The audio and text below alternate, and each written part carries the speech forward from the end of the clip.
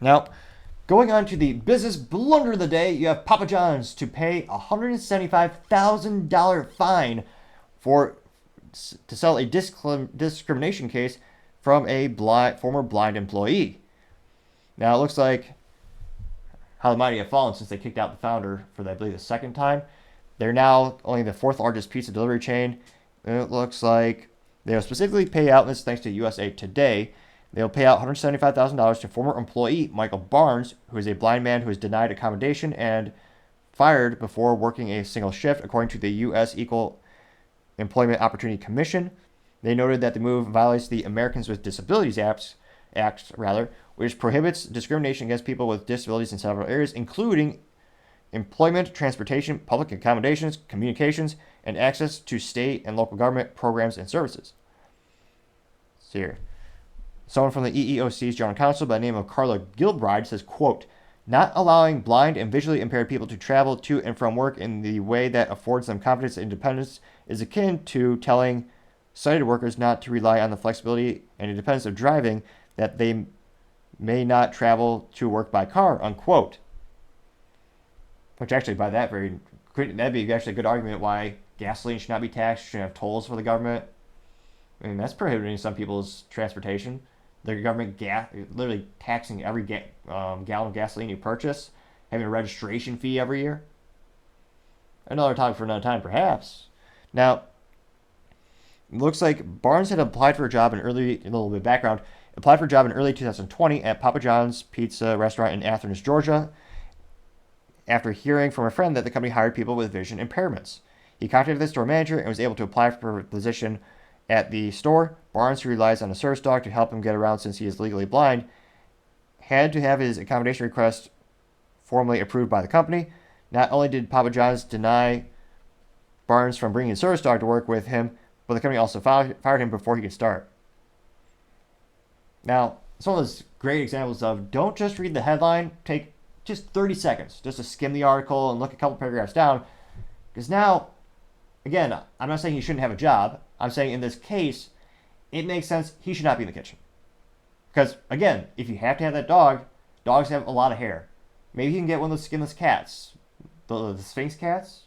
But in all seriousness, Papa John's does have corporate jobs. They have a huge headquarters. They have a lot of logistics and jobs that you can do behind a computer in a controlled environment where you're not directly in the direct line of fire or in direct line of the kitchen, where you're actually touching and you're around food.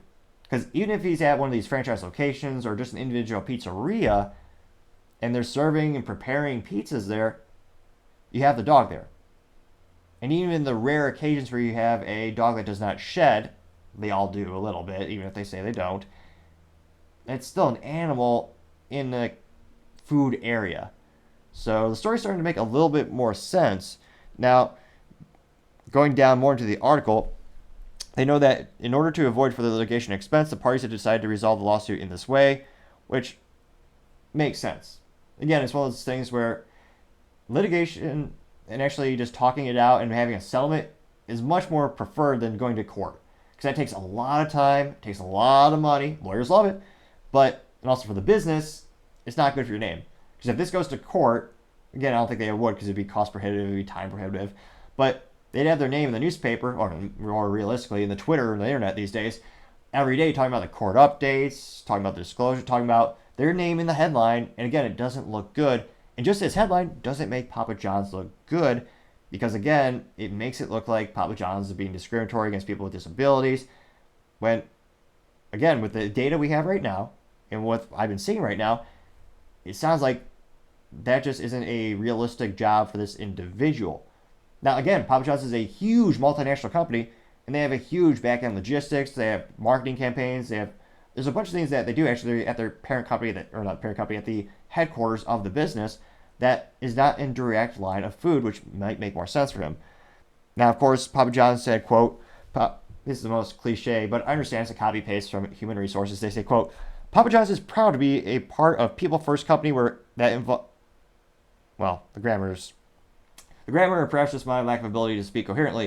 If you click the subscribe button, it may help with my speaking abilities. It may improve my enunciation may even improve and decrease my stuttering. I'm not a doctor, but I'm just saying it has improved over time as we've had more subscribers jump onto the show. I don't think it's coincidence, but you can always click and find out. Now, again, going back to the attempted quote, Papa John's is proud to be a people-first company where everyone belongs. As an employer, we are committed to achieving equal opportunity and maintaining a diverse and inclusive culture for all of our team members, including those with disabilities, unquote. Papa John's has pledged to financial compensation for Barnes and provide other forms of relief over the next 2 years in order to resolve the dispute. This quote comes from Marcus G. Keegan, regional attorney for the EEOC's Atlanta district office. He said, quote, the ADA protects workers with disabilities by requiring employers to provide reasonable accommodations to employees with disabilities to afford them an equal opportunity to work. The EEOC is pleased that Mr. Barnes has been compensated and the company has agreed to implement training and evaluate its policies to prevent this type of discrimination from occurring again, unquote. Now, I have no idea what type of trainings you can do to overcome this situation. Because, again, it sounds like just a health hazard to have a dog in the kitchen.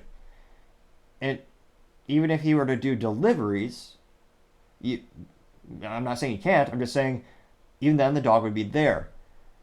So I'm not sure, and again, technology cures many things in terms of workflow.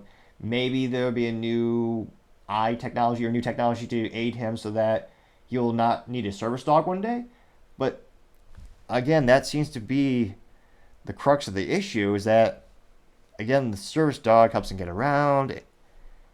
And again, I just don't see how it's possible in this specific case to accommodate him appropriately. I think this is why every time I tell people the road to hell is paved with good intentions, and especially with small businesses. Again, they're large businesses now, but a lot of these laws can be detrimental to small businesses, which is why some of them have carve-outs depending on your employee size and headcount.